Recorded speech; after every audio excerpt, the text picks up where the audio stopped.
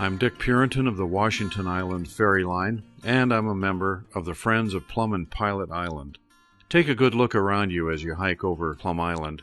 Plum Island's forest consists mainly of maple, birch, beech, hemlock, and cedars that generally grow nearest the water's edge.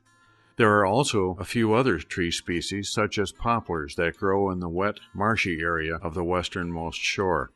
There is a cleared area near Plum Island's southern tip, the result of a logging project that took place in 1985. In this particular section, clear-cutting took place, and the top layer of humus was scraped by a bulldozer to encourage forest regeneration. Seedlings were also planted. It is debatable if this project was successful in achieving regrowth because maple and oak seedlings that were planted were also a favorite food of the deer, and on Plum Island, at least since 1975, there have been a great many deer. This federal island was managed by the Bureau of Land Management when logging was undertaken in 1985, carried out jointly by the Wisconsin DNR and the U.S. Forestry Service, with trees marked by a Door County forester. Sawn logs were removed from the island on semis loaded on ferries from a landing built near the Coast Guard station. The logging goal was to open up a mature forest and provide space for younger trees, encourage younger tree growth by letting in sunlight to lessen the competition for soil nutrients. I visited Plum Island in June of 1981 with well-known Door County naturalist Roy Lukes. I showed Roy several large hemlock trees I had spotted while bow hunting there the previous fall. At that time, Plum Island forest had never been logged except for maybe a few trees taken here and there. Roy and I worked our way toward the island's interior, the higher ground near the central part of the island.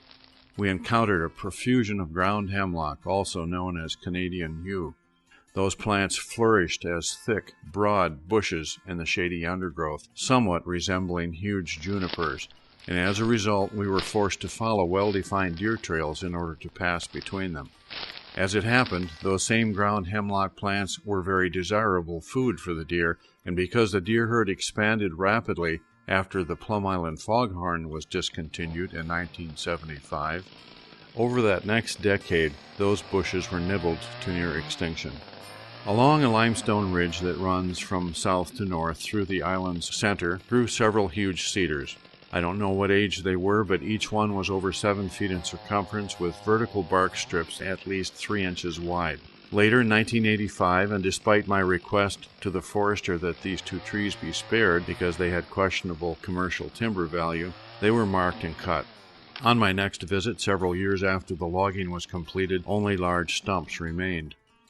Not far from those huge cedars grew 2 outstanding hemlock trees, easily the largest trees I'd seen in Door County, and equally impressed Roy Lukes, who measured their circumferences, nearly 10 feet, and limb spread, and estimated their height.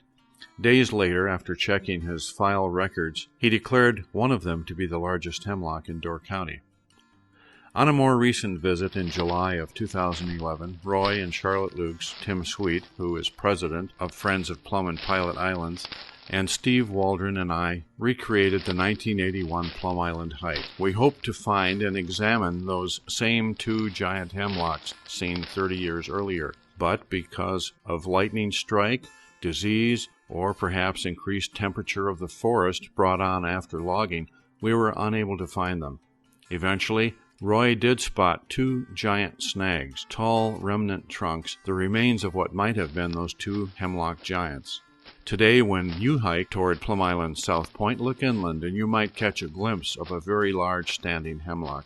Its days, too, appeared numbered. We measured this tree in 2011, and it had a 10-foot, 10-inch circumference. Combined with points given for limb spread and crown height, this tree totaled 201. And according to Roy Lukes, this tree became Door County's new hemlock champion. Will Plum Island's forest regain its vigor? Is it just passing through normal evolution and centuries-old development? Plum Island's forest seems altered, just in a short span of time, with its increased openings from logging receiving direct sunlight, instead of the retained cool and damp lake air hanging low over the island.